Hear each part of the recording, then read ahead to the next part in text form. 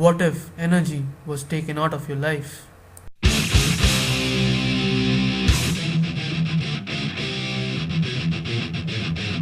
Man.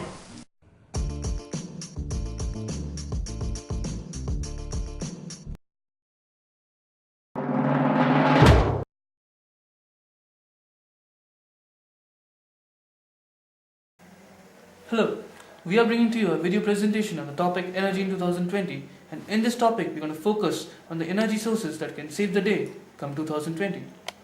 The current world population is about 6.8 billion, and by 2020 it would have grown to 7.5 billion people. Moreover, the global economy would be approaching $80 trillion. To give you an idea about the increase in energy requirements in 2020, let's show you a statistic about Europe. The energy expenditure in Europe in 2005 was 1066 MTOE, and in 2020 it is projected to be 1336 MTOE. To meet the increasing demand in energy requirements, we need sources that are commercially viable, must have the ability to be produced in large scale, should meet the requirements of all the sectors, should be soon producible to actively impact the energy sector by 2020. So, what could be the alternate sources of energy that can save the day come 2020? Fossil fuels, nuclear energy, renewable sources like biomass, biofuels and vegetable oils, geothermal energy, hydroelectric power, solar power, tidal power or wind power. Are we safely placed 2 decades from now? Let's ascertain the facts. Oil squeeze threatens fuel continuum. World oil supply faces a capacity squeeze within 5 years and a long-term downturn within a decade. Most energy planning assumes no downturn before 2030. Most alternative fuel options cannot achieve the scale for a global transport fuel continuum within 2 decades. Fossil fuels, in terms of energy, involve the burning of coal and hydrocarbon fuels. Its main con is that CO2 emitted from it is believed to be the primary cause of global warming.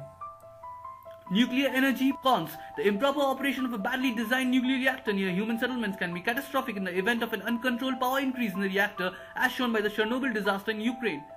In hydroelectricity, creation of dams can have adverse effects on Earth's tectonic system, causing earthquakes. Other renewable sources like wind power can be extremely unpredictable.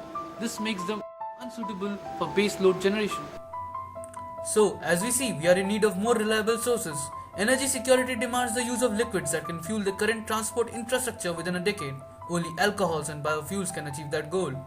Biofuel is defined as solid, liquid or gaseous fuel derived from recently dead biological material.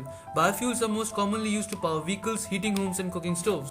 Biomass is material derived from recently living organisms. Researchers from Washington University have figured out a way to turn manure into biomass. In April 2008, with the help of imaging technology, they noticed that vigorous mixing helps microorganisms turn farm waste into alternative energy. The use of biomass fuels can contribute to waste management as well as fuel security and help to prevent global warming. Using waste biomass to produce energy can reduce the use of fossil fuels and reduce greenhouse gas emission. A current project for a 1.6 megawatt landfill power plant is projected to provide power for 880 homes.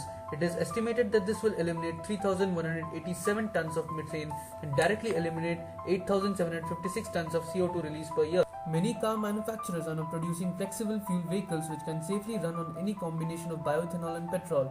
2005 Volvo FlexiFuel S40 was one of the first E45 FlexiFuel cars. So, what are the main pros that distinguish it from other sources?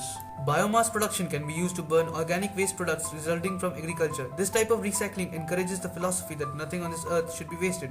Biomass is abundant on earth and is generally renewable. In theory, we'll never run out of organic waste products as fuel because we are continuously producing them. Since CO2 is first taken out of the atmosphere to make the vegetable oil and then put back after it is burned in the engine, there is no net increase in CO2.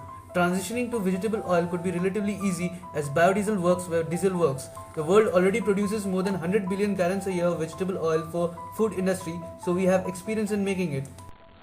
Infrastructure for biodiesel around the world is significant and growing. That was our presentation. We hope you liked it.